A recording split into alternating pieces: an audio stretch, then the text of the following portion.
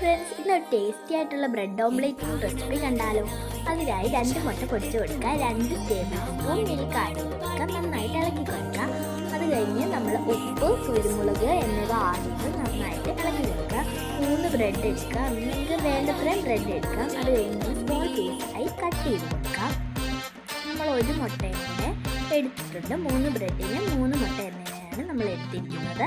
അത് കഴിഞ്ഞ് പാൻ ചൂടാക്കി അതിലോട്ട് ബട്ടർ ഇട്ട് കൊടുക്കാം. ബട്ടർ ഒന്ന് ചൂടായി വരുമ്പോൾ നമുക്ക് ഇഷ്ടമുള്ള അത്രയും വെജിറ്റബിൾ ആഡ് ചെയ്ത് കൊടുക്കാം. അതൊരു മീഡിയം വേവായതിനു ശേഷം നമ്മൾ ഉപ്പ്, കുരുമുളക് പൊടി, മഞ്ഞൾപ്പൊടി, മുളക് പൊടി എന്നിവ ചേർത്ത് കൊടുക്കാം.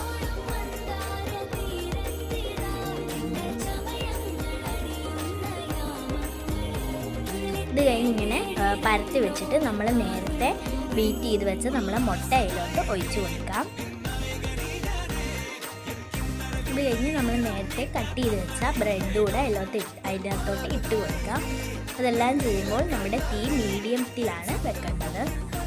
അത് കഴിഞ്ഞ് നമുക്ക് ചീസോ ബട്ടറോ അതിലോട്ട് ആഡ് ചെയ്ത് കൊടുക്കാം.